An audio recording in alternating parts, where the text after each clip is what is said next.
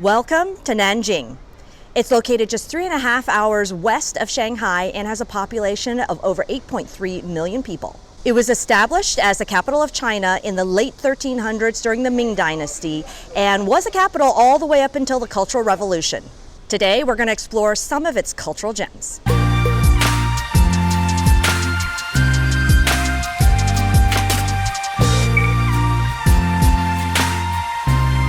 Behind me here is the Wall of Nanqing, which was built by the first emperor of the Ming dynasty in the late 1300s. It took 7 years and 100,000 laborers to build and still stands as one of the largest city walls in China today. In total, there were 18 gates when this wall here was functional, and today only 2 stand. The south wall here, which is called the Zonghua Gate, and the Heping Gate to the north. We're going to buy our tickets and enter here through the Zonghua Gate. This gate is the most modern and architecturally sophisticated, with 4 arched doors and 3 courtyards to trap enemies that got through the outer walls. These tunnels were for storage and bunking troops. Here's a map of where the walls extend. There was an outer city wall, this inner city wall, an imperial and a palace wall.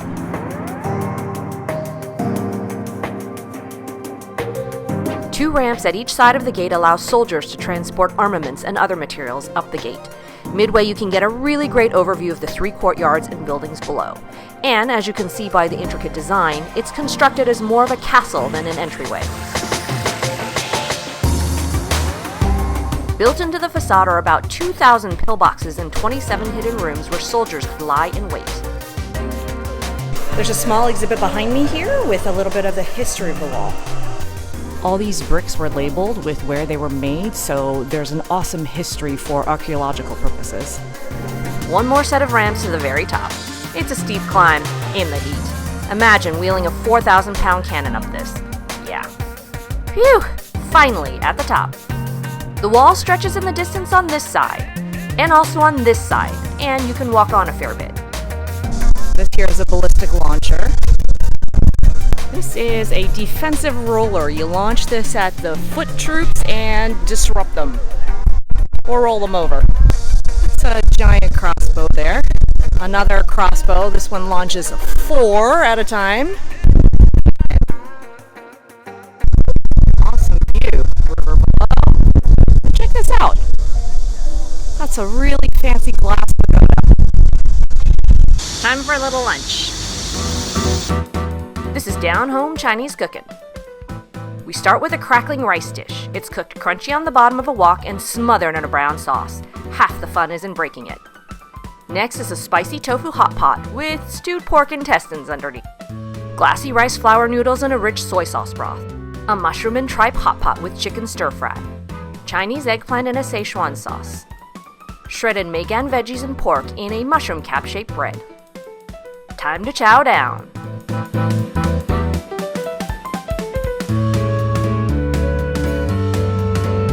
Belly's full, it's time for more sightseeing.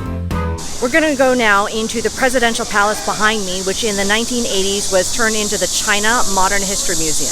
This originally was the west wing of the emperor's palace in the Ming dynasty. After the Qinhuai revolution in 1911, this was converted into the presidential palace. The Kuomintang, or KMT, then occupied this until 1949, until the communists took over Nanking and kicked them out and over into Taiwan. This is the official president's house, and it's a really good example of traditional Chinese architecture. That is Dr. Sun Yat-sen. These beautifully preserved buildings from the Ming dynasty are a fascinating window on life during the imperial era. Most of these were administrative buildings occupied first by court clerks and later by government employees. My favorite room by far is the Emperor's throne room with its lavish gilded chair atop its pedestal. Here's a model of what the palace looked like during the Chu dynasty. It's the administrative building, and it was done in a Western style. This is the reception room of the president, and you can see Chiang Kai-shek's portrait back there. And a larger, more formal reception room here. The presidential chop. There are some other fascinating rooms that functioned as offices and meeting rooms in a mixed Chinese-Western style, more White House than Capitol building. Outside are the remnants of the Ming-era garden which were preserved by the KMT for Dr. Sun's enjoyment. This is the Shi or West Garden with its serene rock formations and walking paths. Behind me here is the Pavilion of Ripples, and it's actually an island. It's surrounded on all sides by water. There's a little archway that you can use to cross into the pavilion. In the Emperor days, this would be a 2-story building where you can go and sit and relax and enjoy the water, row the boat, take some relaxation.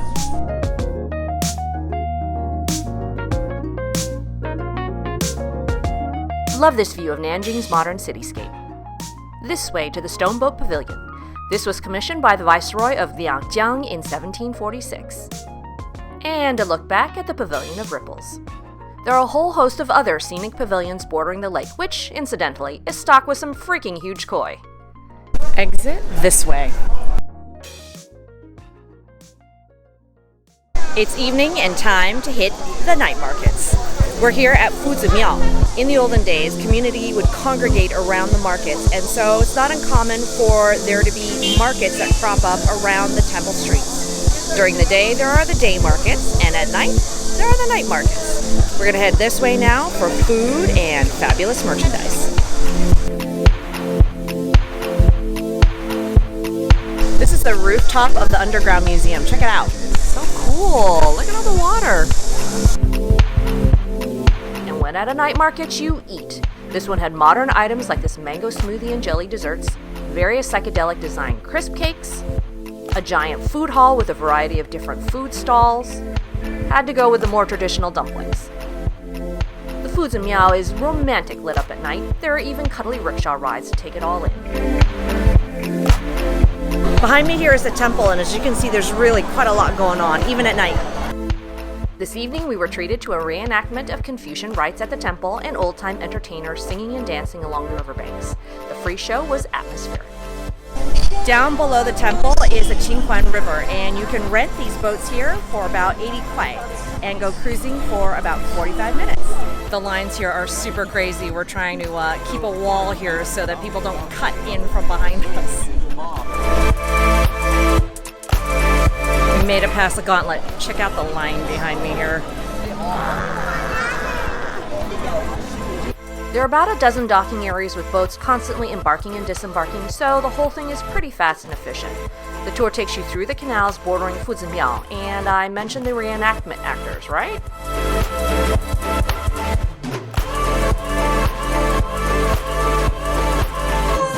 There's also quite an impressive display of giant Chinese lanterns that light up the riverbanks with a riot of festive colors.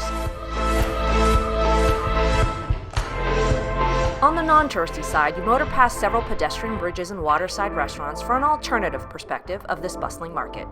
Soon you're back at the docks and for us, ending our time at the night market. This morning we're climbing Zhongshanlin, which transcribed into English is Middle Mountain Forest, and we're headed up to see the Yat Sen Memorial. Dr. Yat Sen is considered the father of modern China and created a lot of the policies and systems that underlie the economy and government of China today. He was also China's first provisional president after it changed hands from imperialism into an elected government.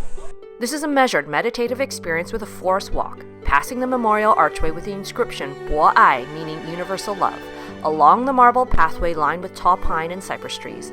Finally, arriving at the official gate to the mausoleum inscribed with Dr. Sun's reappearing motto, all equal under heaven. From here, it's about 700 steps to get to the top of the mausoleum. Ready for some climbing?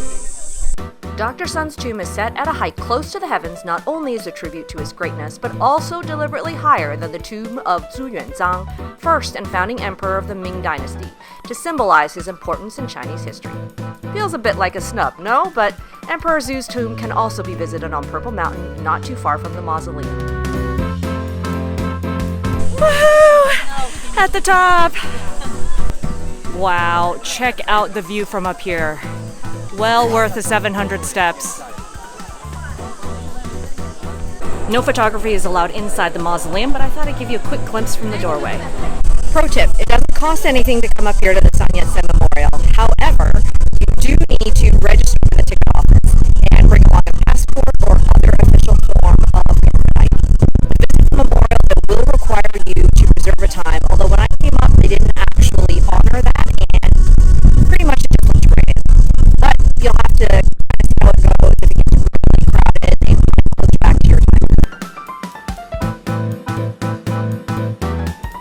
Thanks for exploring this fabulous city with me today.